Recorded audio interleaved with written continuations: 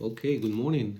We are here to do a quick study on James first, verses 2 through 8.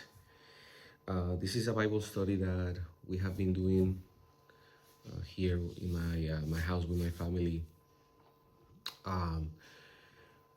as we are looking to develop ways to connect more with God.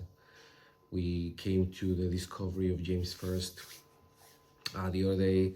Just to put it into context, the other day my kids had a little incident. They were fighting and ended up breaking an iPad, and so we ended up hearing James first, and we read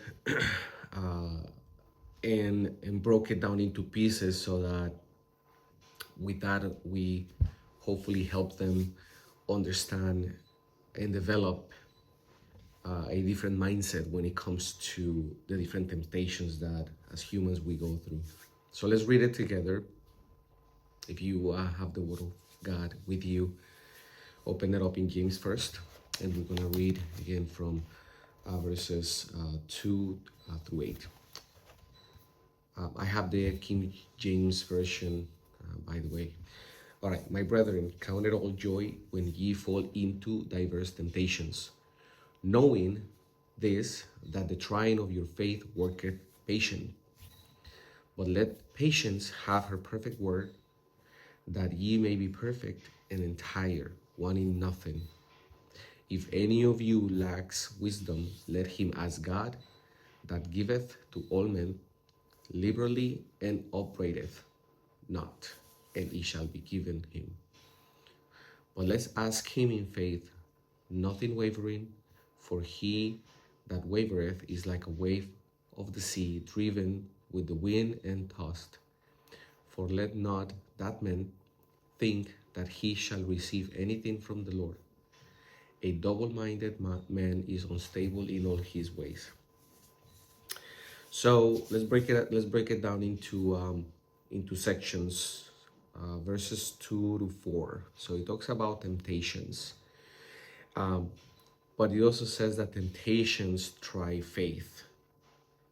So if we want to develop faith, we have to go through temptations. Faith then develops patience, and then patience makes us perfect and complete. Other translations say mature. And then by having the patience and being perfect and complete, we lack nothing or we don't want anything. Then we move on to verse 5 that says that if we lack wisdom, to ask God, right? So God knows that we will lack wisdom in some areas of our lives. There are going to be temptations that are going to come our way, and we are not going to have the wisdom to sustain faith or to go through those temptations. I like to say that temptations kind of translates into trials, right? Challenges, tribulations, things that will happen in our lives. So God knows that we are going to lack the wisdom to be able to go through some of them. So He says, ask. He gives it liberally, which also means bountifully. Other translations could say plentiful, or generously, or abundantly. And He will not. The word is upbraideth, which means He's not going to defame you. He's not going to reproach you. He's not going to judge you, right? If you lack the wisdom and you ask, He's not going to say no because you sin and I'm not going to give you. No, he will give it to you liberally and abundantly.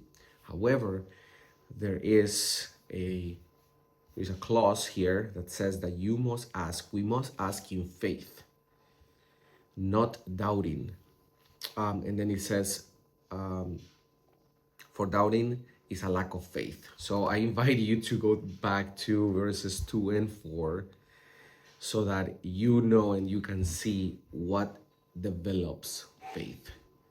And it's very interesting because in order for us to develop faith and to eliminate doubt, we have to go through temptations, we have to go through trials, right? That's what verses 2 and 4 say. And then it says, because if we doubt, we lack faith, and lacking faith is like being in the ocean, or like being a wave in the ocean. I remember as a kid going in the ocean, and it was very hard to balance, right? Like the waves are just kind of like moving you around, and it's hard to stay in a position where you feel like you're balanced. Like if anything, I remember also that you would just get drifted away and if you were not careful, you would end up, out in the ocean. So lacking faith and doubting is like that. Like there is no stability, there is no balance. In fact, the next verse says that for the wavering is like a wave, for he that wavereth is like a wave of the sea driven in the wind and tossed. And verse 7 says, for let not that man think that he shall receive anything of the Lord. So basically, if we lack faith, if we doubt, we're not going to have balance. We're not going to receive anything from the Lord. And then verse 8 says, a double-minded man is unstable in all his ways. So being tossed around, we don't have any stability. We don't have any balance. It's hard to keep our feet still and our body from moving around. We're unstable. There is no control. And see, most people want to have control, right? So in order for us to be able to have some sort of control, and I think this is not the kind of control where you're controlling the situations and where you're controlling everything around you. It's more about when you're controlling your faith, when you're controlling your emotions. And a person that lacks faith will not receive anything from the Lord. So really what we're in charge of is controlling ourselves, our emotions, the way that we act, the way that we react to the diverse temptations. And then finally, in my notes here I put, because a person that is double-minded, that's what verse 8 says, is someone who is indecisive, lacks commitment, is disloyal, struggles to be present and feels anxious, compromises, meaning if I think, oh, I'm gonna do this, and somebody comes and says, oh, no, we should do that, and then I forget about my goal, and then I go, okay, yeah, let's do that, right? Like is compromising, ultimately unstable in all his ways. So if we pack it all together, if we lack faith, if we have doubt, we don't have patience, we don't receive anything from God, we are unstable in all our ways, and so ultimately we have no control of anything. So we're gonna have anxiety, we're going to be struggling to be present in the moment, and ultimately, in my opinion, it's just hard to enjoy life overall. So brethren, count it all joy when you fall into diverse temptations, because temptations will develop your faith, will develop your patience, but you also have to allow the work to happen in you. So that's verse 3, knowing this, that the trying of your faith worketh patience, and patience will make us perfect and complete and mature. And if we lack wisdom, we can ask God, and if we ask God, God is gonna give it.